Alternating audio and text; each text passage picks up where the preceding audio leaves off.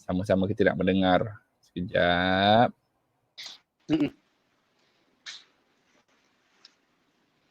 Baik, Assalamualaikum warahmatullahi wabarakatuh, Ustaz. Waalaikumsalam warahmatullahi wabarakatuh. Baik. Alhamdulillah. Sihat Ustaz ya? Alhamdulillah. Sihat, alhamdulillah. Suara saya ni jelas? Jelas, alhamdulillah Ji. InsyaAllah. Alhamdulillah. Okey. Baiklah tuan-tuan dan puan-puan, bismillahirrahmanirrahim. Alhamdulillahirabbil alamin wassalatu wassalamu ala asyrafil anbiya'i wal mursalin wa ala alihi wasahbihi ajmain. Allahumma ftah alaina hikmataka wansyur alaina min khazaini rahmatika ya arhamar rahimin. Allahumma ftah alaina hikmataka wansyur alaina min khazaini rahmatika ya arhamar rahimin. Allahumma rzuqna ilman warzuqna fahman waj'alna minan najirin. InsyaAllah. Yang saya muliakan Al-Fadhil Ustaz Muhammad Abdullah Al-Amin yang merupakan pengasas psikologi forensik insan. Dan juga itulah tuan-tuan dan puan-puan yang saya katakan tadi, beliau bukan sahaja seorang ustaz, tapi dia ustaz yang bukan biasa-biasa punya ustaz. Beliau juga merupakan salah seorang daripada 10 pakar selaman course director ustaz ya. Ya baik. Wow, memang dahsyat. Saya bila membaca biodata dan juga profil ustaz ni, saya kagum. Memang hebat orangnya. Baik Ustaz, hari ini sempena dengan Isra' Mi'raj, kita bawakan Ustaz bersama-sama dengan kami untuk mengupas dengan lebih lanjut satu topik yang bertajuk ibrah solat dan juga pengurusan emosi pada hari ini, yang mana saya kiranya Ustaz akan menyampaikan ataupun mengupas tajuk ini dengan lebih mendalam lagi. Tanpa membuang masa Ustaz, lebih kurang ada 1 jam kita bersama-sama pada tengah hari ini, insyaAllah. Saya serahkan majlis kepada Al-Fadhil Ustaz Muhammad Abdullah Al-Amin. Persilakan Ustaz. Bismillahirrahmanirrahim. Assalamualaikum warahmatullahi wabarakatuh. Waalaikumsalam warahmatullahi wabarakatuh. Wassalatu wassalamu ala rasulillah wa ala alihi washabihi man tabi'ahu wa man nasara wa wala. Dirahmati Allah, Haji Nazri kita selaku moderator pada kesempatan Majlis Ilmu yang berbahagia ni. Seterusnya saya sekarang berada di mana? Di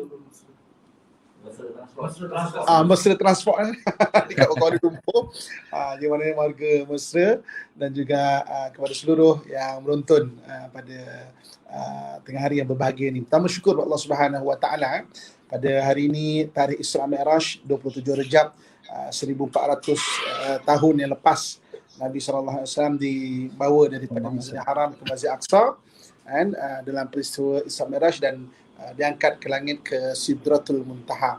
Okey, sebelum kita mulakan ibrah, maknanya pengurusan emosi daripada sudut Isra' Mi'raj ini, saya nak cerita sedikit latar belakang peristiwa Isra' dan Mi'raj itu. Okey, Nabi SAW dilantik menjadi Rasul pada umur baginda 40 tahun. Kalau ikut tahun Masihinya pada tahun 610 Masihi, kita 2021, 610 Masihi, 1400 tahun lepas Nabi SAW mendapat wahyu. Jadi Nabi adalah orang yang sangat terpercaya, jadi orang yang sangat baik dan sangat dihormati oleh kaumnya sebelum daripada penurunan wahyu. Sampailah ketika Nabi SAW maknanya diturunkan wahyu pertama ketika di Gua Hira. Jadi Nabi kena sampaikan ajaran tauhid ini kepada seluruh umat Arab ketika itu. Jadi apa yang berlaku ketika itu adalah orang Arab mula menolak Nabi, bukan saja risalah Nabi, sampai mempertikaikan kredibiliti peribadi Nabi itu sendiri. Dulu Nabi itu terkenal dengan orang yang sangat dipercayai dan sebagainya, jadi digelar bermacam-macam.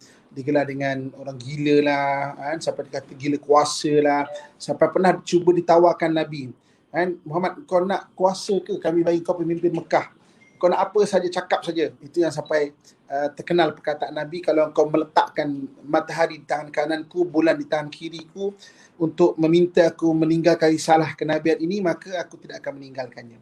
Okey. Sampai umur Nabi kurang lebih 51 tahun, 50 tahun. ada berlaku satu benda yang sangat menyedihkan hati Nabi. Apa dia? Iaitu pertama sekali meninggalnya pakciknya. Pakcik yang menjaganya daripada kecil. Iaitu Abu Talib, kan? Dan juga isterinya Sayyidatina Khadijah radhiyallahu anhu wa arda. Kan? Sampai tahun itu disebut sebagai tahun kesedihan. Dalam bahasa Arab dipanggil Amul Huzni, tahun kesedihan. Sebab apa? Sangat sedih sangat. Jadi kenapa Nabi bersedih? Sebab kalau kita nak ikut, Nabi itu dah biasa dengan kematian. Ayahnya meninggal waktu kecil lagi. Kemudian ibunya meninggal ketika umur dia 9 tahun. Ketika umur dia 4 tahun. Dibeli oleh datuknya. Datuk dia meninggal ketika umur dia 6 tahun. Jadi Nabi dah biasa dengan kematian. Tapi kenapa hari ini maknanya sangat sedih Nabi sampai disebut sebagai Amul Huzni, tahun kesedihan. Sebab waktu tu umat Islam sedang dipulau oleh orang-orang Arab. Kan? Di pulau di sini maksudnya apa? Orang Arab tak mau jual barang-barang keperluan kepada orang Islam, kepada Nabi. Kan? Begitu juga dengan ubat-ubatan. Jadi ketika Sayyidatina Khadijah mulai sakit, Nabi berusaha untuk cari ubat. Kan? Tapi orang Arab tak mau jual ubat pada Nabi SAW. Itu yang Nabi melihat. Sayyidatina Khadijah makin hari makin sakit.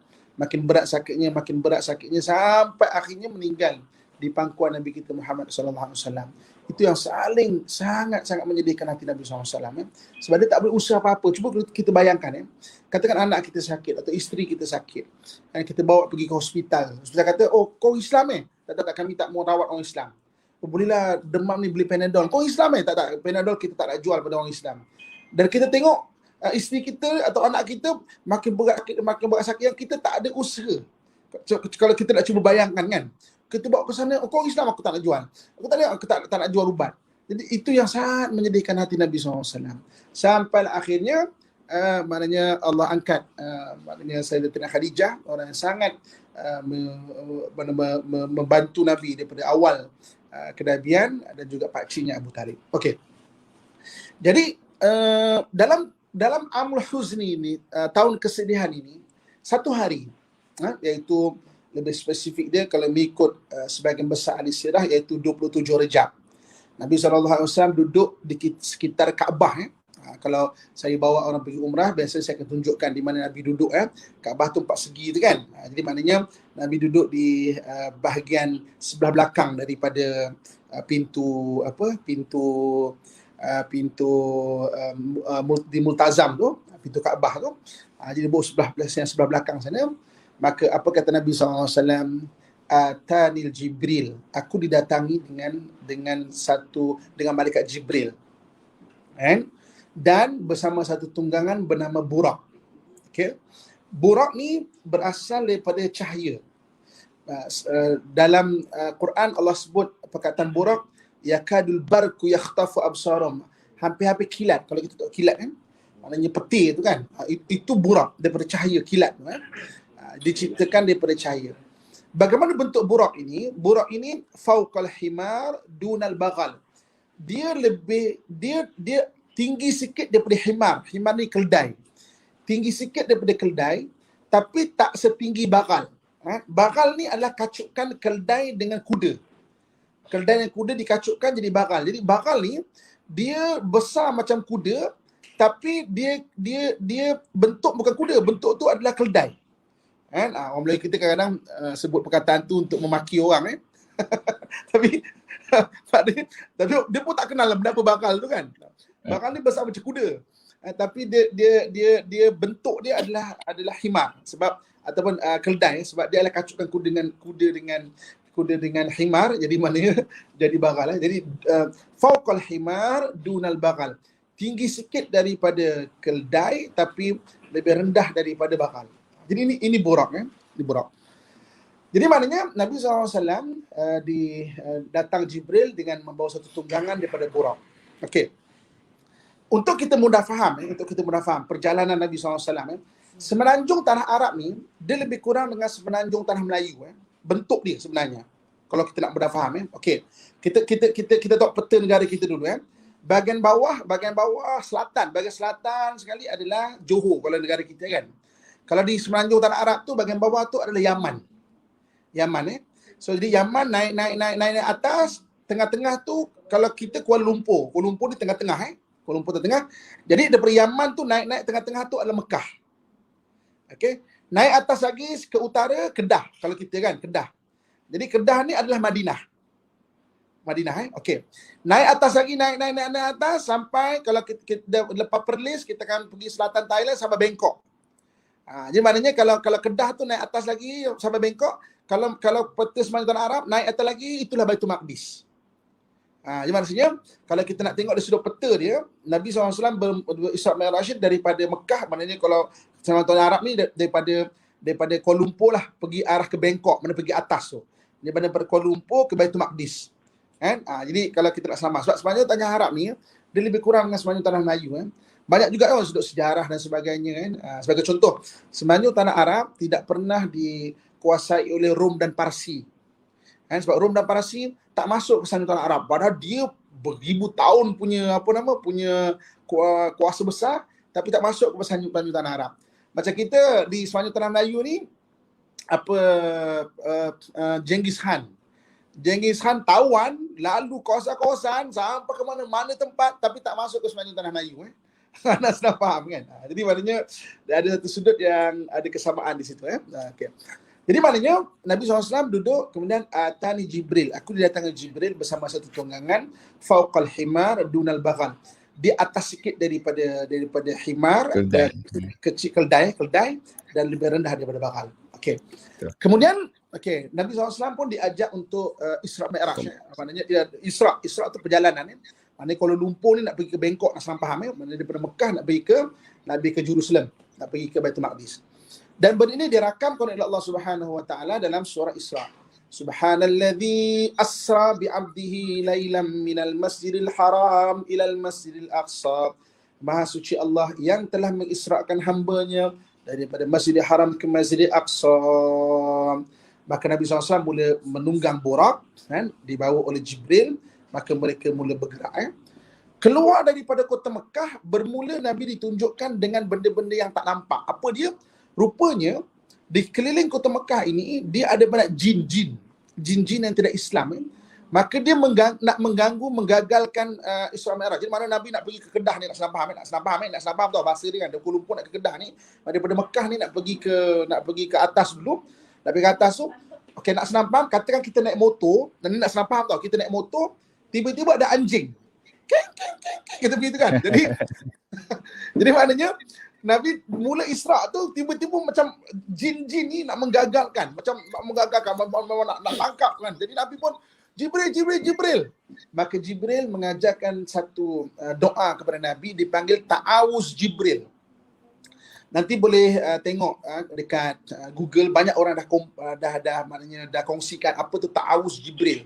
Benda ni sangat bagus untuk kita amalkan. Jadi maknanya Nabi pun doa, a'udzu bikalimatillahi tammati min syarri ma khalaq. Aku berlindung, a'udzu bikalimat, dengan kalimah-kalimah Allah Subhanahu wa taala daripada kejahatan apa yang diciptakan.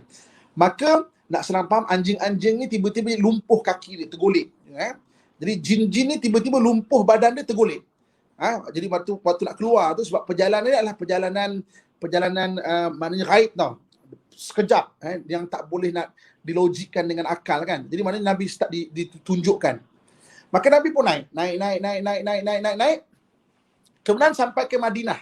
Maknanya kan tadi kita naikkan Kuala Lumpur pernah Kedah kan.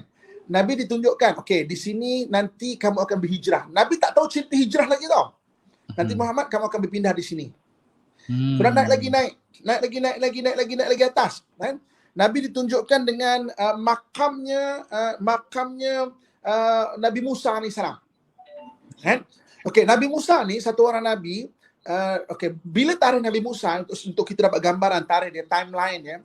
Nabi Musa ni 1300 tahun sebelum Masihi. 1300 tahun sebelum Masihi ya. Kita 2021 kan. Dia 1300 tahun sebelum Masihi. Maknanya lebih kurang dalam 3300 tahun lah daripada kita kan. Lebih kurang 3300 tahun yang silam Nabi Musa ni ya. Jadi Nabi Musa ni nak senang faham, dia membawa seluruh Bani Israel keluar daripada Mesir. Kemudian selamat daripada Firaun di belah laut dan sebagainya. Dia menuju ke Baitul Maqdis. Nak senang faham tu. Kalau dia kata Sumatera tu bersambung dengan tanah Melayu, nak senang faham Jadi maknanya Mesir tu dekat Sumatera. Jadi nak pergi ke Bangkok ni nak senang faham tau, nak pergi ke Bangkok. Jadi biar kita nampak.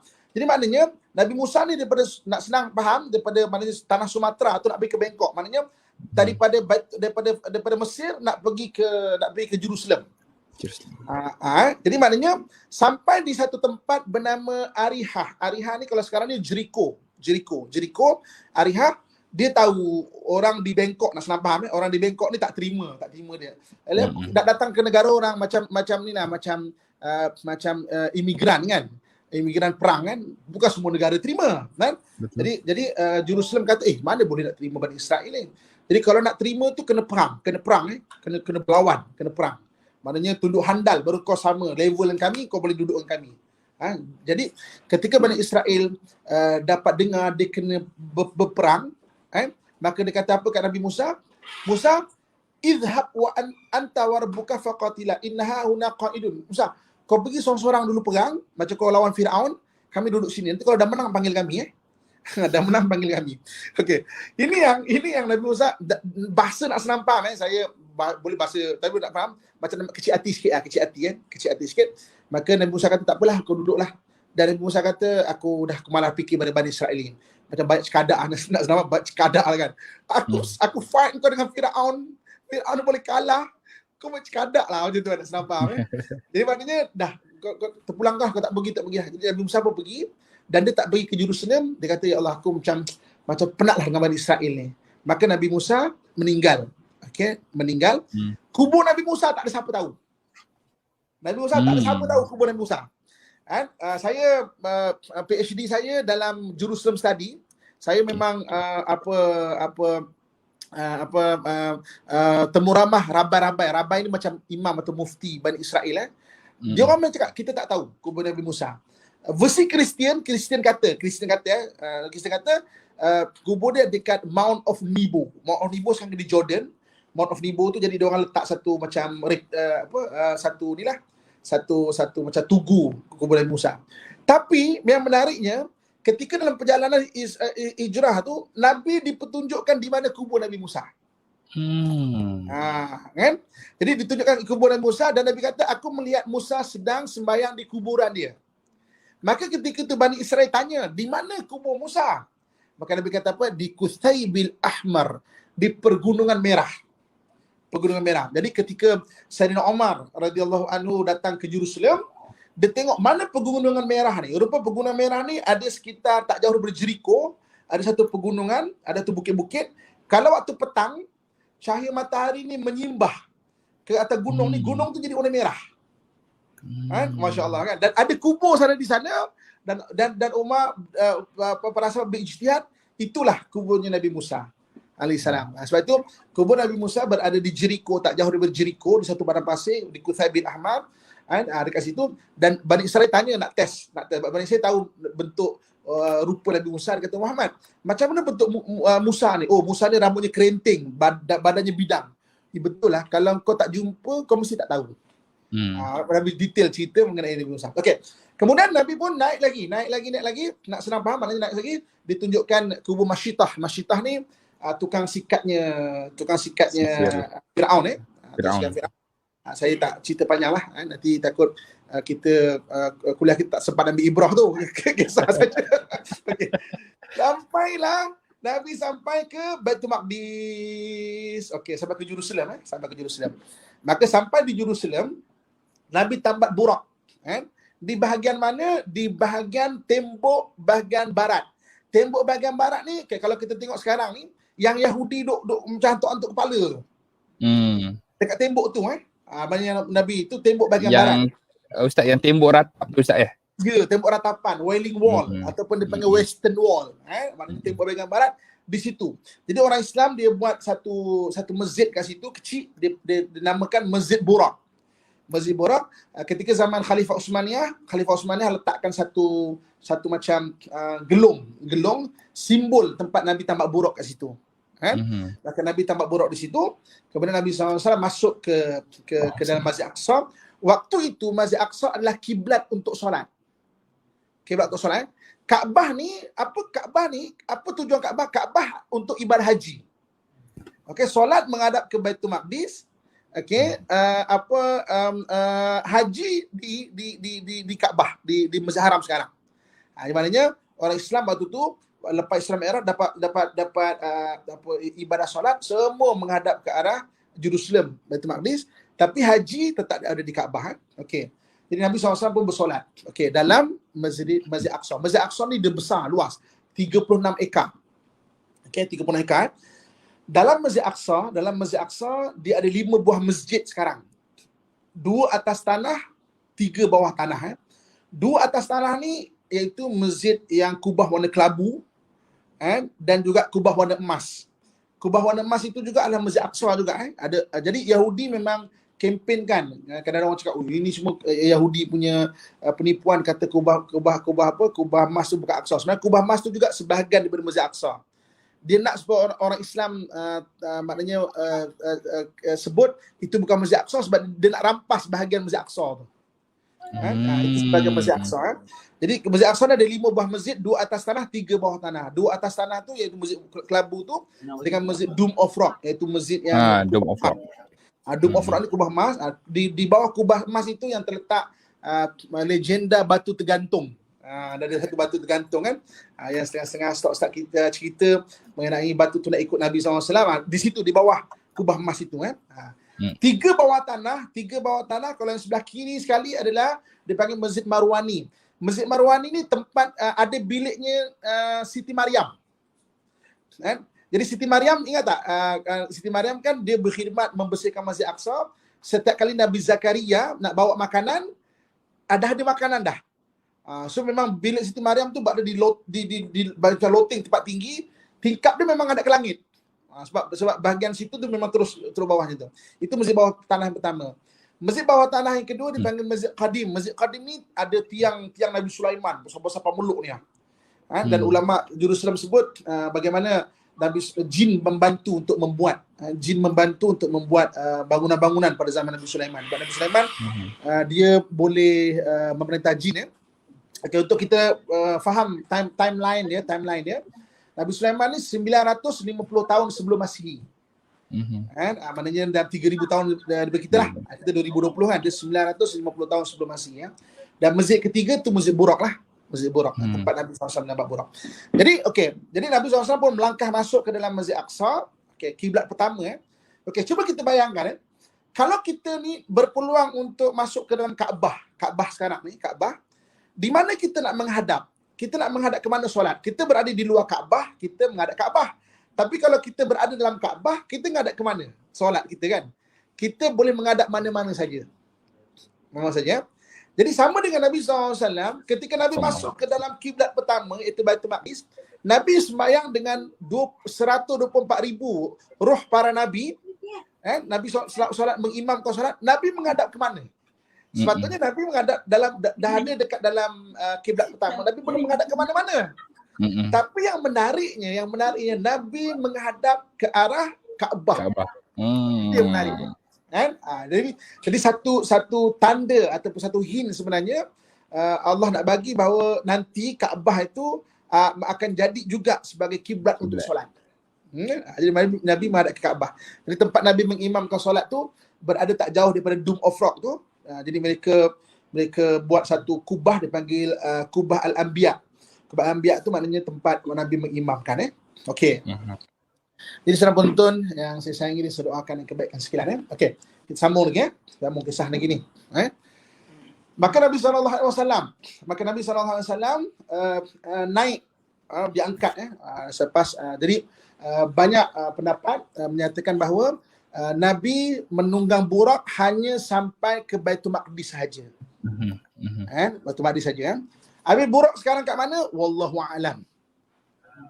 Sebenarnya dalam dunia ni dia banyak makhluk-makhluk aneh tau yang kita tak tahu. Okey, sebagai contoh contoh katakanlah ikan duyung. Cerita sikit ikan duyung kan. Orang Melayu ada cerita ikan duyung. Orang putih ada cerita ikan duyung. Orang Cina ada cerita ikan duyung. Orang India ada cerita ikan duyung. Maknanya satu makhluk yang satu dunia menyaksikan benda tu wujud. Atuk-atuk kita kan. Mustahil atuk-atuk kita ni dia berkumpul sama-sama kan. Dia kata jom kita kelentong cucu-cucu kita lah. Kita kelentong dengan cerita ikan duyung kan. Mustahil tau. Diorang jumpa mesti benda tu sebenarnya wujud atau kita pernah tengok benda tu jadi maksudnya kenapa benda tu ada? Di dalam dunia ni ada makhluk-makhluk aneh yang kita tak tahu. Dunia ni banyak rahsia banyak rahsia saya dalam dunia selaman macam tadi Tabu sebut kan. Dengan izin Allah Subhanahu Wa Taala saya memang menyelam ni agak tinggi juga saya ngajar bomba maknanya di public safety Jadi sebenarnya hatta dalam air, madam air, satu hari saya training satu course dekat Bali dekat Bali waktu tu nak maghrib Jadi saya berdua dengan instruktor saya waktu tu. Jadi ketika kita dah start Bali ni tanah dia adalah gunung berapi. Jadi dalam tu adalah macam batu-batu hitam dah agak gelap, terutama nak maghrib Nak maghrib tiba-tiba saya berderau darah saya sebab apa? Saya nampak pocong dalam air. Macam gini ikan dia. Saya berderau darah saya. Jadi saya pun kata saya letak kat saya dia kata okey dia kata okey kau tengok aku kau tengok aku pun datang dekat macam pocong ni kan. Dia ulurkan dia punya macam satu stick satu kayu tu dia gini ulurnya ni benda tu gini lagi pula kan. Jadi saya pun okey lepas tu dia jom kita naik sampai atas dia kata tanya saya dia kata kau tahu tak benda tu apa? Saya kata aku tak tahu kan. Dia kata itu adalah nama dia Ghost Piper Fish. Rupanya ikan Ghost Piper Fish tapi macam pocong. Saya rasa kalau dia wujud kat Sungai Kelang kita dah ada khurafat dah tu dia datang kat Sungai Kelang kita akan cakap ada pocong kat Sungai Kelang dia punya ikan Ghost Piper Fish. Piper Fish ni memang Piper Fish ni dia satu spesies ikan dia memang macam ini lah tapi itu memang macam pocong putih macam tu kan. Terkejut saya kan. Nak ceritanya dalam dunia ni banyak makhluk aneh sebenarnya alam ni banyak rahsia sebenarnya kita tak tahu. Ustaz, saiz Ghost Piper Fish tu besar ke? Besar macam baby gini macam baby nak senang macam budak-budak. Mana mungkin dalam sebesar budak 3 tahun 3 tahun je lah 2 tahun lebih je tu lah. Besar juga Lepas tu kita kalau dalam air kita pakai mask tu kita punya Google tu vision kita akan besar 33% tau. Maknanya lagi besar nampak. Lagi besar. Okey. Jadi sebenarnya dalam dunia ni memang banyak makhluk-makhluk aneh dan ada makhluk-makhluk aneh ni yang disebut dalam hadis Nabi SAW. Contoh makhluk-makhluk aneh yang disebut dalam hadis contohnya macam burak tu sendiri. Itu makhluk aneh sebenarnya. Antara lain ada Ya'juj dan Ma'juj. Ya'juj dan Ma'juj tu adalah makhluk aneh sebenarnya. Itu disebut dalam hadis. Antaranya Dajjal adalah makhluk aneh yang disebut dalam hadis. Antaranya apa? Antaranya dabah. Besok ada tu binatang melata habis macam dia dah akan hancurkan buminya. Antaranya jasasah. Jasasah ni satu binatang yang khidmat dengan Dajjal. Berbulu sampai kalau dia baring kita tak tahu mana kepala mana ekor dia. Ini mana makhluk-makhluk aneh Okey. Jadi Nabi SAW sampai ke Baitul Maqdis selepas solat maka Nabi pun naik diangkat ke langit Okey, sampai pendekkan cerita Nabi bertemu dengan para anbiya iaitu maknanya langit pertama dengan Nabi Adam, langit kedua dengan Nabi Isa, langit ketiga dan sebagainya. Saya suka melihat perbahasan ahli falak kita di manakah batasan langit-langit ini. Di mana batasan langit-langit? Dia banyak pandangan Tapi saya suka satu pandangan ahli astronomi ataupun ahli falak yang terkini itu. Jadi mereka dapat melihat rupanya ada 7 bahagian langit kita ni Okey.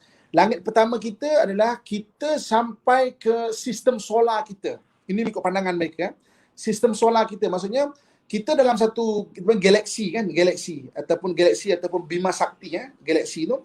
Dekat galaksi ni sebenarnya banyak sistem solar. Setiap bintang tu ada satu sistem solar. Maknanya ada satu bintang ni dia ada planet dia sendiri. Bintang ni ada planet sendiri. Bintang ni ada planet sendiri. Dan satu galaksi saja tau. Jadi kita punya sebagai sistem solar kita, matahari adalah bintang dan kita ada 9 planet setakat ni. Okey. Keluar daripada 9 planet ni, keluar saja dia ada banyak sistem solar lagi. Dan saintis baru ni, astronomi atau ahli falak, dia menemui ada satu sistem solar sebiji macam bumi, ada oksigen. Sebiji, dia belum luar galaksi lagi tau. Sistem solar sebiji macam kita kita dikenali sebagai planet kita warna biru kan. Dia warna hijau. Jadi maknanya langit pertama, langit kedua adalah belum keluar galaksi lagi. Mana sistem-sistem solar yang lain. Itu saya terfikir barangkali kan Nabi Isa alaihissalam ada satu orang Nabi diangkat ke langit dan hidup di atas sana. Nanti akan diturunkan ke muka bumi. Manusia, sebagai manusia kalau nak hidup, kita perlukan oksigen. Kita takkan boleh hidup tanpa oksigen. Itu selaku manusia tau. Jadi mana setakat ni ahli falak temui planet yang ada oksigen, satu planet hijau. Saya tak ingat nama dia. Mana sistem solar yang lain tapi dalam galaksi yang sama. Jadi barulah luar galaksi kita, di luar galaksi kita ada galaksi lain. Jadi mana sampai alam ni memang sangat luas. Maka Nabi SAW diangkat dari satu langit. Kita ni kerdil sangatlah di bumi kita, kerdil sangat. Sampai naik sampai ke Sidratul Muntaha. Pendekkan cerita, iaitu satu tempat yang Jibril pun tak boleh nak menghantar Nabi. Jadi maknanya Nabi SAW melalui 70, kalau nak senang faham bahasa dia, pintu daripada cahaya. Pintu cahaya. Jadi maksudnya sampai ke langit yang ketujuh tu, maka Jibril menunjukkan rupa dia sebenar. Rupanya Jibril ni dia ada 600 sayap. 300 kanan, 300 kiri. 300 kanan, 300 kiri. Setiap sayap ada 1000 bulu. Setiap bulu tu ada warna-warna berbeza dan ada warna-warna ni tak ada kat dunia. Tapi Nabi kata ma'azama khalquka ya Jibril. Hebatnya ciptaan kau wahai Jibril. Sebab Jibril turun ke muka bumi, maknanya sebagai saiz kita je. Tapi dia menunjukkan dia punya saiz sebenar. Dia kata ma'azama khalquka ya Jibril. Kemudian Mikail ni satu malaikat yang mengetuai untuk bagi rezeki. Betul. Dia ada 1200 sayap, 600 kanan dan 600 kiri. Kemudian Nabi SAW ditunjukkan dengan malaikat yang memikul arash. 8 malaikat yang memikul arash. Jibril dengan Mikail tu cuma ada syahmatul udhun. Kalau manusia ni saya faham, Jibril tu dah besar lah, Mikail tu besar lah. Hanya besar syahmatul udhun saja. Besar telinga ni je. Masya Allah. Dengan malaikat pembawa arash atau pemikul arash tu. Nak ceritanya kerdil kita tak usah sombong lah kat muka bumi ni, Masya Allah kan. Kita ni kan. Maknanya malaikat tu besar kan. Sampai Nabi SAW sampai dibawa ke Sidratul Muntaha yang Jibril tak boleh nak ikut dan bertemu dengan Allah Subhanahu Wa Taala qaba qausaini au adna. Sangat rapat sangat rapat, lebih rapat daripada 2 busar panah. Panah ni ada busar bawah atas, lebih rapat daripada itu. Qaba qausaini au adna. Okey. Di mana itu bertemu? Okey, saya nak senang faham bagi akidah Ahlussunnah wal Jamaah okey, nak senang faham. Kita baru bagi perumpamaan Katakan hari ni kita tengok TV. Kita tengok TV hari ni. Kita tengok cerita Madu 3 lah contoh cerita piramid. Kalau saya petik cerita-cerita lain mungkin orang ada tak tengok. Ni nak senang faham Madu 3, saya rasa semua orang pernah tengok cerita piramid Madu 3. Okey. Kita dapat tengok setiap scene, setiap plot cerita piramid tu dia bersatu plot satu plot. Kita menyertai bagaimana piramid tu tipu bini dia. Bini dia tak tahu, dalam filem tu bini tak tahu, tapi kita tahu tau. Kita dapat tengok filem tu piramid tipu bini dia lah, macam-macam kan. Maksudnya kita dapat tengok, kita dapat tahu. Bini dia pun tak tahu. Okey. Di mana kita? Walaupun kita ada tengok filem tu, kita berada di luar filem itu. Betul. Jadi di mana Allah Subhanahu Wa Taala bagi Ahlussunnah wal Jamaah, dia bukan berada di alam makhluk. Sebab itu maksudnya di mana dia wallahu alam. Tapi nak senang faham macam itulah. Untuk kita senang faham kan. Sebab tu kita boleh dengar hadis-hadis Allah tu sangat dekat dengan hamba dia, dengan apa semua. Macam mana keadaan? Kita takkan terjangkau dengan akal kita. Sampai akidah Ahlussunnah wal Jamaah kata, fikirlah pada kebesaran Allah, jangan fikir kepada zat Allah. Kau takkan mampu fikir sebab kita takkan mampu faham benda tu. Jadi maknanya Sidratul Muntaha di Nabi SAW mana bertemu Allah Subhanahu Wa Taala, di mana wallahu alam, tapi nak senang faham analogi dia, contohnya seperti itulah mana dah di luar filem dah di luar alam makhluk lah alam makhluk jadi maknanya maka di situlah Nabi SAW mendapat watikah solat. Watikah solat maknanya solat. Maka Nabi SAW dapat watikah solat. Maka Nabi SAW pun pendekkan cerita. Kan? Kalau kita di pondok-pondok cerita Isra Mi'raj ni seminggu tau. Seminggu punya kuliah. Boleh detail. Jadi kita sejam kita fast cut sikit lah. Nak senang faham. Di mana Nabi SAW pun turun. Maka turun, maknanya ada dua pendapat. Ada kata turun balik ke Baitul Maqdis, baru menaik Buraq, pulang balik ke Mekah. Ada yang kata direct daripada Sidratul Muntaha langit terus ke Madinah terus, terus ke Mekah terus. Jadi memang ada dua pendapat. Ada dua pendapat ni, itu sekadar pendapat sebab daripada hadis yang umum. Okey, jadi maknanya Nabi SAW sampai, kemudian di bawah badan dapat watikah solat, maka pulanglah Nabi SAW ke Mekah balik. Yang menarik dia qabla ayyabrudal farash, sebelum sejuk tempat duduk Nabi tu. Macam kita duduk lama macam ni kan, macam Tuan Haji tadi duduk lama, bangun-bangun kan panas kan. Okay. Jadi qabla ayyabrudal farash, sebelum sejuk tempat duduk Nabi tu. Mana peristiwa tu peristiwa keimanan yang Allah nak bawa memang satu sekelip mata saja. Maka Nabi pun sampai ke Mekah balik. Okey. Kemudian habis cerita. Esok pagi, kan? Sebagai seorang rasul dia wajib sampaikan. Soalannya, macam mana Nabi nak sampaikan cerita ni? Macam mana Nabi nak sampaikan cerita ni, soalan dia? Macam mana cara dia? Susah tau. Tapi dia Nabi, dia rasul, dia wajib kena sampaikan. Tapi macam mana dia nak sampaikan? Susah tau. Susah. Okey, tuan-tuan cuba bayangkan, katakan contoh.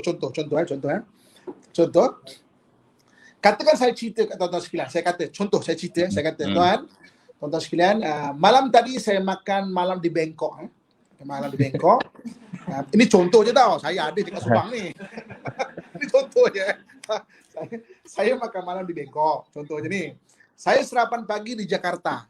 Kan? Kemudian saya sampai pagi di Jakarta, waktu duha saya sampai Kuala Lumpur, saya pun minum sekali kat Kuala Lumpur, terus kita boleh berkuliah kan. Tuan-tuan hari ini boleh percaya cakap saya sebab apa? Ada logik. Perjalanan jauh boleh dibuat dalam waktu yang dekat. Ada logik tau.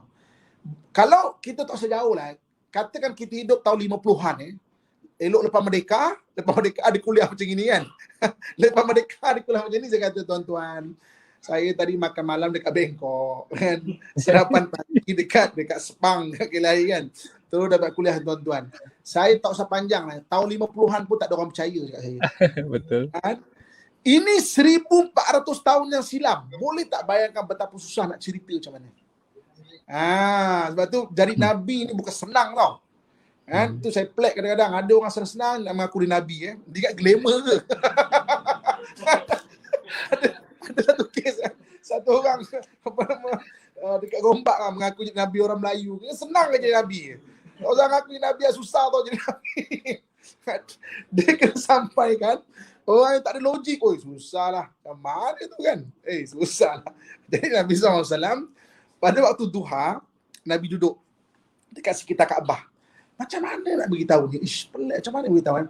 Jadi yang menyapa Nabi adalah Abu Jahal. Abu Jahal menyapa Nabi. Dia lalu ke Kaabah tu, dia kata apa? Muhammad, berkerut cari cerita baru je tu. Kan? Dia yang menyapa Nabi. Muhammad, berkerut tu nampak cari cerita baru tu kan? Jadi Nabi kata, pakcik. Alah pakcik, malam tadi pakcik saya Isra Mi'raj kan. Jadi Abu Jahal ni dia nak ketawa. Tapi dia kata apa? Muhammad makin gini Muhammad. Aku kumpulkan orang, belum kau cerita boleh tak? Jadi yang kumpulkan orang adalah Abu Jahal. Yang kumpulkan orang ada Abu Jahal. Sebab bagi Abu Jahal, apa punya cerita ni? Dengan niat nak memalukan Nabi dah Ustaz ya? Ya, dia niat nak memalukan Nabi. Okay? Jadi ada 3 golongan yang dikumpulkan. Pertama, para sahabat yang telah beriman. Abu Bakar, jom. Kau nak dengar cerita baru Muhammad? Best. Ini cerita ni, kali ni cerita terbaik cerita kan. Macam nak senang faham je. Ini memang lagi best cerita ni. Jom dengar. Okay. Pertama, para sahabat. Yang keduanya orang kafir Quraisy. Kafir Quraisy memang takkan datang ni, tapi sebab Abu Jahal yang ajak, sebab tu dia datang. Kan? Abu Jahal ajak, jom. Ini cerita kali ni memang bagus punya cerita. Terbaik, cerita terbaik punya cerita kan. Yang ketiganya adalah ahli kitab. Okay? ahli kitab ni ada dua golongan. Satu daripada Nasrani, satu lagi daripada Yahudi. Kan? Ahli kitab ni ada dua golongan, Yahudi dan Nasrani. Maka sekitar waktu duha tu kumpul ramai orang. Sahabat pun ada. Kan? Orang kafir Quraisy pun ada. Ahli kitab pun ada. Jadi Abu Jahal pun nak senang faham. Abu Jahal pun duduk tersengih-sengih kata, Muhammad, ramai ada orang ni kan. Kau cerita lah. Kau cerita lah. Ramai ni. Kau cerita lah. Okay. Jadi Nabi pun okey, terima kasih ya. Macam senang faham. Terima kasih lah pakcik, terima kasih semua Nabi mula cerita. Malam tadi sebenarnya aku duduk seorang. Atani Jibril, datang Jibril pada aku buat borak semua sampai ke Masjidil Haram, sampai ke Masjid Aqsa, naik ke langit, dan aku pun balik. Kan? Bayangkan cerita 1400 tahun lepas, macam mana logik dia, susah nak cerita kan. Okey. Okey. Sahabat diam. Sahabat diam. Nak kata ya pelik sangat cerita ni kan. Pelik cerita ni kan. Nak kata ya.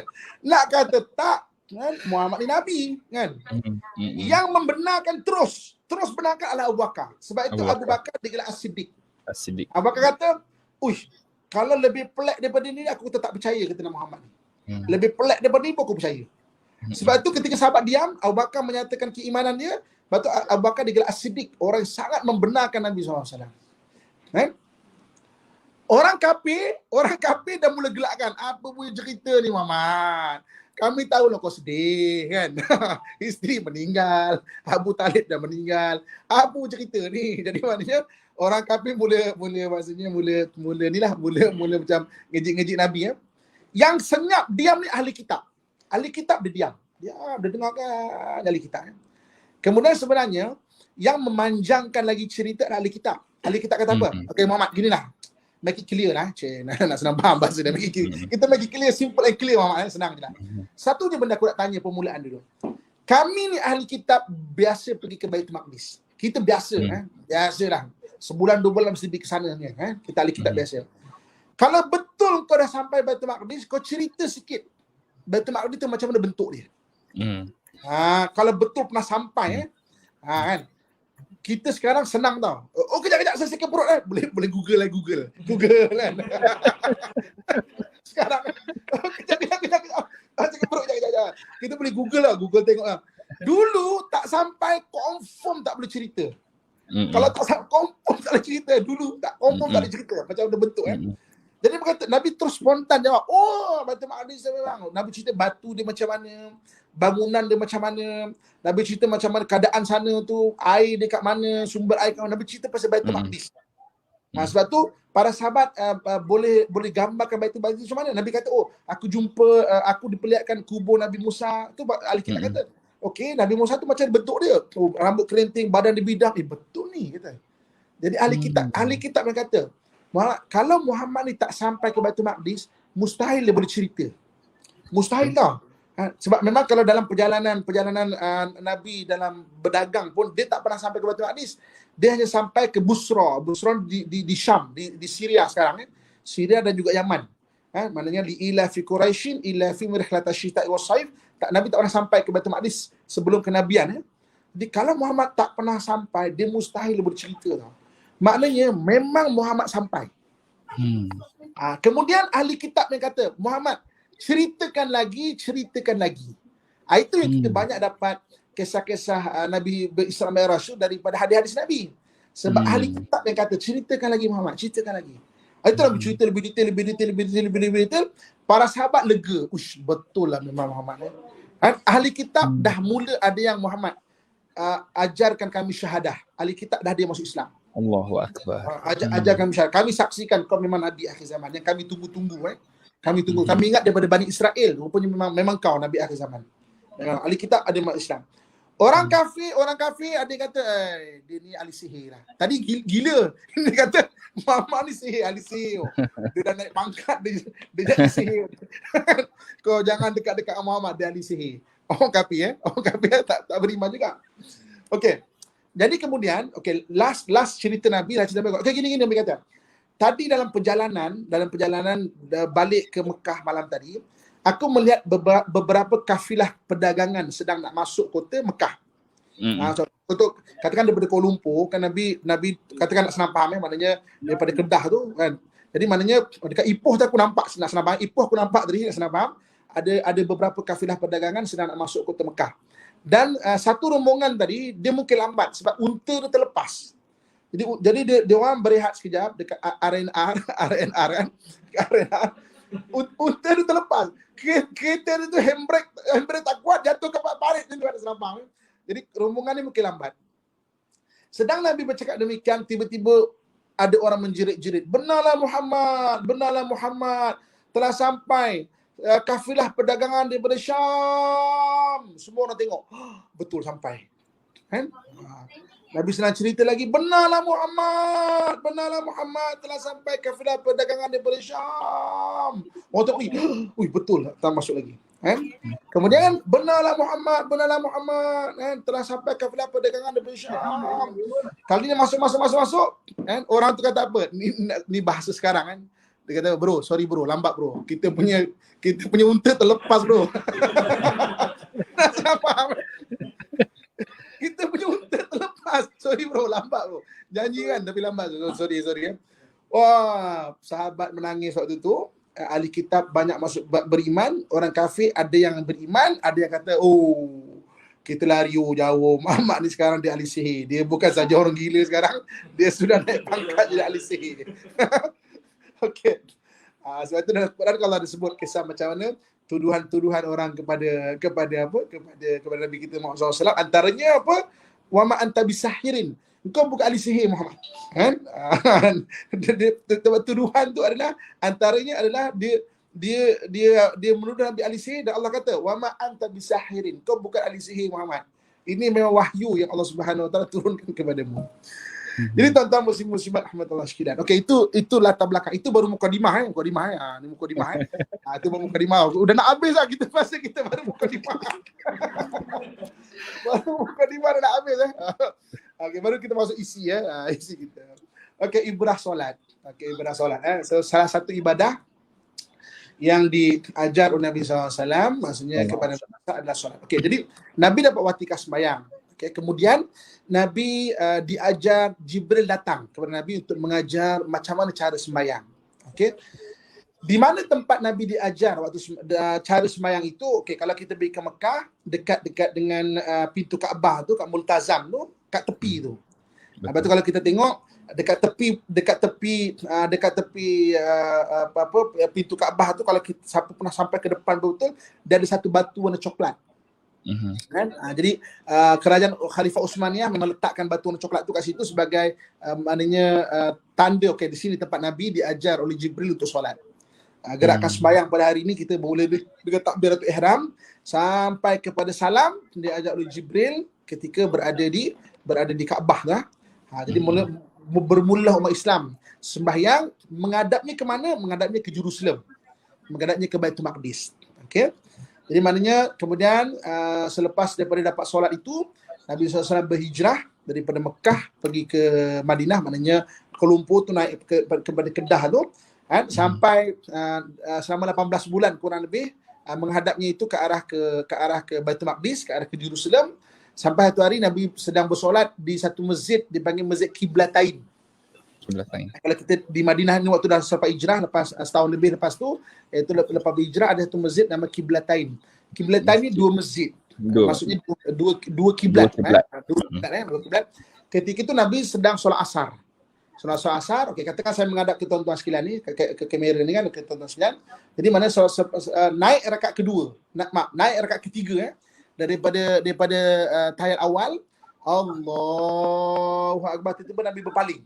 Balik ke belakang, kemudian Nabi pun melangkah ke depan, melangkah ke belakang, sampai hujung sekali, sahabat pun sama-sama pusing. Jadi sampai akhir, Assalamualaikum warahmatullahi, sahabat bertanya, wahai Rasulullah, kenapa tiba-tiba kita menghadap ke sana? Maka apa kata Nabi SAW? Telah turun ayat, fawalli wajhaka syatral masjidil haram. Sekarang hari ini, Kaabah juga sebagai arah kepada solat. Dulu dia hanya ibadah haji saja. Solat adalah untuk di Jerusalem. Sekarang ni Kaabah untuk solat di Jerusalem juga telah maknanya disyariatkan kepada umat Muhammad berada di Kaabah sana itu untuk arah kepada solat. Di situ. Okey. Jadi apa yang ada pada solat kita nak tengok solat semua kita tahu, tapi saya suka nak highlight kan. Pertama sekali dalam solat tu dia ada doa minta hidayah. Allah letakkan dalam surah Al-Fatihah. Doa ini kalau tak baca tak sah solat kita. Iaitu dalam surah Fatihah, ihdinas siratal mustaqim. Okay? Ibu tuan-tuan yang dirahmati Allah sekalian kan, apa itu hidayah? Kita nak faham itu hidayah tu. Hidayah ni adalah bantuan Allah untuk kita buat keputusan hidup. Hidup adalah keputusan. Kita tak boleh hidup tanpa keputusan. Katakan lepas ni tuan-tuan nak makan ke, nak bagaimana adalah keputusan. Hidup adalah keputusan. Kita tak boleh hidup tanpa keputusan. Orang yang lemah dalam hidup dia, orang yang tak boleh buat keputusan. Nak buat apa lepas ni? Tak tahulah. Itu orang yang lemah dalam hidup. Kalau tak ada keputusan, dia tak boleh buat keputusan hidup dia. Tapi orang yang rugi dalam hidup adalah orang yang tersilap buat keputusan. Sebab itu hidayah ni kenapa kita minta dalam solat kita ihdinas siratal mustaqim untuk Allah bantu kita buat keputusan. Jadi keputusan kadang-kadang kita pening, apa aku nak buat ni? Aku nak buat ini ke nak buat ini? Itu keputusan tau. Sebab itu kan kalau kita buntu sangat, antaranya solatlah solat istikharah. Istikharah tu solat minta bantu buat keputusan. Selain daripada keputusan harian kita ni. Abang saya Ustaz Jazlan mungkin kita kenal Ustaz Jazlan, selalu masuk TV juga dia dulu kagat dia dulu kapten, dia tentera kapten bahagian kagat Kor Agama Angkatan Tentera. Okey, jadi ada satu meja, mana satu pangkat atas daripada dia. Meja ni maknanya banyak meja yang banyak kaki dia meja tau. Tapi banyak kaki perempuan, kaki botol, kaki itu mana. Pangkat dia meja tapi dia banyak kaki kaki perempuan, kaki botol, kaki angel, kaki apa, banyak meja kan. Jadi Ustaz Jazlan abang saya selaku ustaz ustaz, dia kata macam mana nak tarbiah meja ni. Jadi hari-hari dia akan buat baik kat meja ni, dia akan serapan sama-sama. Kemudian dia kata kat meja ni, dia kata, tuan, apa kata lepas kita serapan, setiap hari kita serapan, kita singgah masjid, kita bagi sedekah masjid. Saya bagi sikit, tuan bagi sikit. Kecil-kecil kita pecahkan 20 sen ke 5 sen ke. Hari-hari kita masuk masjid, kita singgah. Supaya apa? Nak keberkatan masjid tu dulu. Okay? Jadi hari-hari selepas serapan, dia akan pergi ke masjid, dekat Kemensah tu. Maknanya masjid, dia akan letakkan, bagi sedekah ke masjid. Lama-lama, dah melangkah hati ke masjid, lama-lama tergerak hati. Dia kata, Kapten, saya nak sembahyang lah. Boleh tak ajar saya sembahyang? Maknanya ada orang yang sembahyang pun dia lupa tau. Bukan saja lupa sembahyang, lupa nak buat sembahyang tu macam mana lupa ada. Jadi Ustaz Jazlan kata ini lah, tak usah beban-bebankan diri. Kali ni lepas kita serapan, kita pergi masjid, kita masukkan duit, okey, kita sembahyang subuh kan. Sembahyang subuh lah, meja sembahyang subuh kan. Orang tengok meja tu, bagusnya sembahyang duha kau. Sembahyang subuh. Sembahyang duha ada doa kunut. Lepas sembahyang subuh. Okey. Bermula meja ni sembahyang subuh, dia mula berdoa untuk diri dia. Apa dia? Ihdinas siratal mustaqim. Ihdinas siratal mustaqim. Maka dia kata nak solat zuhur lah. Maka daripada subuh dia zuhur. Zuhur ke asar, asar ke maghrib, maghrib ke isyak. Maknanya sudah mula setiap hari dia doa untuk diri dia 17 kali. Ihdinas siratal mustaqim. Kan? Akhirnya pendekkan cerita, dalam berhenti daripada kagat. Sebelum dia berhenti daripada kagat, meja ini telah meninggalkan kaki-kaki dia. Kaki meja ni dia telah tinggalkan kaki-kaki yang banyak kat meja dia tu. Kan? Maksudnya kita sebenarnya, kalau nak suruh anak kita jadi baik ke apa semua, kita boleh membebel sikap dia yang tak bagus. Tapi suruh dia jaga solat. Kan? Sebab bila orang tu jaga solat, sebenarnya dia telah mula ada doa untuk diri dia. Diletakkan dalam surah Al-Fatihah, iaitu ihdinas siratal mustaqim. Lepas tu senang je. Kalau nak ajak orang jadi baik, tekankan solat tu. Sebab dengan solat dia ada doa untuk diri dia. Kan? Kita doakan untuk orang lain, mungkin dia berubah, mungkin tak. Tapi dia sendiri dah mendoakan untuk diri dia. Kan? Itu yang ada dalam solat. Okey. Kemudian yang keduanya, yang ada dalam solat adalah 8 rantaian doa dekat duduk antara 2 sujud. Duduk antara 2 sujud tu ada 8 rantaian doa. 8 rantaian doa. Kadang-kadang saya ceramah pasal Isra Mi'raj ni, ada baru orang tahu tau. Oh, doa Ustaz ya. Dia baru tahu tu doa. Kadang kita suruh dia hafal, kita pun tak tahu benda apa. Ada 8 rantaian doa. Rabbighfirli warhamni wajburni warfa'ni warzuqni wahdini wa'afini wa'fu anni. Sebenarnya 8 rangkaian doa. Dia bermula dengan Rabbighfirli, ya Allah ampunkan aku, wa'fu anni, maafkan aku ya Allah. Kan? Di hujung dia. Apa beza Rabbighfirli dengan wa'fu anni? Rabbighfirli, ampunkan aku ya Allah, ampun pada dosa yang kita tahu kita buat tu dosa. Wa'fu anni apa? Maafkan aku ya Allah, kita tak perasan kita dosa.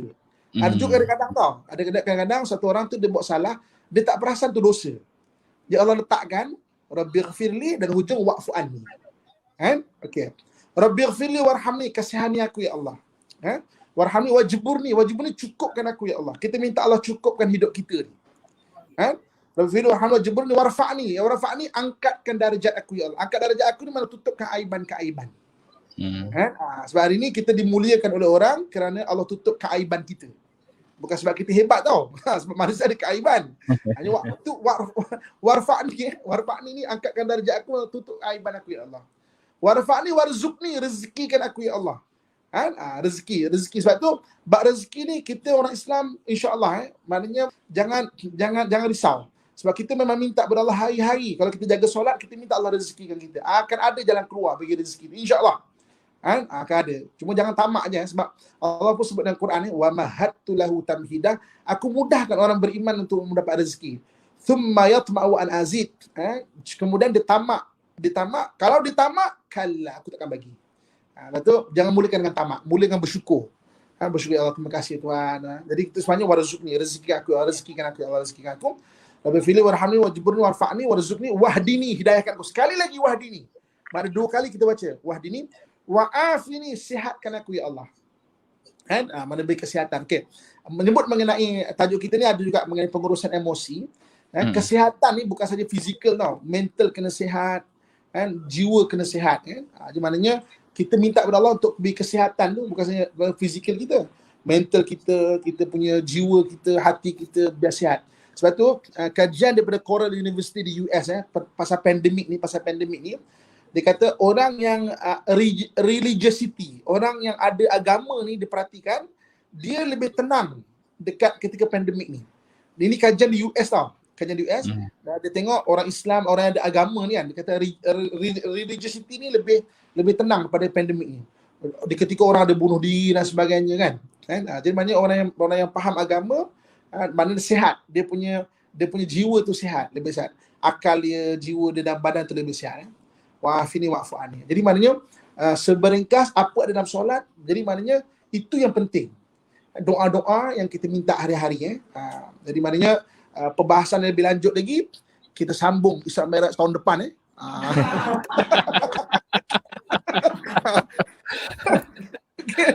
sambung kuliah kita Isra Mi'raj tahun depan. Kita 2 saja, itu doa yang ada dalam surah Fatihah dan juga doa daripada duduk antara 2 sujud tu. 8 rakaat doa. Jadi mudah-mudahan kita cerita mengenai sejarah Isra Mi'raj, mengingatkan kembali kisah bagaimana perjalanan Nabi SAW 1400 tahun Islam. Begitu juga dengan apakah yang ada pada solat dalam konteks pengurusan emosi ni. Itu pertama sekali doa lah. Doa pada surah Fatihah tu dan juga duduk antara 2 sujud itu. Okey. Jadi saya rasa setakat saja dulu yang boleh kita kongsikan. Dan mudah-mudahan beri kebaikan insya-Allah. Terima kasih Ustaz atas kesudian untuk berkongsi. Ya Allah. Bukan nak kata Ustaz, setiap kali kita mendengar cerita Isra Mi'raj ni, saban tahun kita mendengar daripada ustaz ni kan. Kita tak boleh nak menafikan yang perkara itu sememangnya tak logik akal, betul. Tetapi perkara itu macam apa orang kata, dia memberikan kita sesuatu yang menguatkan lagi sebenarnya untuk kita mempercayai Islam. Itu yang saya sangat-sangat kagum dan lebih-lebih lagi Al-Fadhil Ustaz macam Ustaz dah pernah sampai ke Baitul Maqdis, dah menyusuri perjalanan tu dan berpengalaman dalam perjalanan tu. Saya rasa apa yang Ustaz sampaikan tu macam dekat, sangat dekat dengan kami. Berapa kali saya punya bulu roma ni meremang pun saya tak tahu dah. Itulah semoga apa yang Ustaz sampaikan pada hari ini insya-Allah sedikit sebanyak memberikan manfaat kepada diri saya dan juga rakan-rakan yang menonton pada hari ini. Alhamdulillah ramai yang menonton pada hari ini. Terima kasih yang banyak-banyak kepada Ustaz, dan semoga InsyaAllah kami pun tengok dalam komen ni Ustaz, ramai yang kata tak puas dengar, ada yang nak dengar lagi daripada Al-Fadhil Ustaz. InsyaAllah satu hari nanti kita dapat bersama-sama lagi, insyaAllah kita doakan berjumpa face to face pula Ustaz lepas ni insyaAllah. Baik, insyaAllah. Baik. Terima kasih banyak Ustaz. Kalau tak ada apa-apa hari ni kita tutup majlis Ustaz dengan tasbih kafarah dan juga surah Al-As. Bismillahirrahmanirrahim. Subhanakallahumma wa bihamdika asyhadu an la ilaha illa anta astaghfiruka wa atubu ilaik. Subhanakallahumma wa bihamdika asyhadu an la ilaha illa anta astaghfiruka wa atubu ilaik. Bismillahirrahmanirrahim. Amin amin ya rabbal alamin. Jazakallah khairan katsira Ustaz. Terima kasih banyak-banyak. Kita jumpa lagi di lain siaran insya-Allah. Terima kasih kepada semua yang menonton live kita pada hari ini. Saya sudahi majlis ilmu kita pada hari ini dengan wabillahi taufiq wal hidayah. Wassalamualaikum warahmatullahi wabarakatuh. Assalamualaikum warahmatullahi wabarakatuh.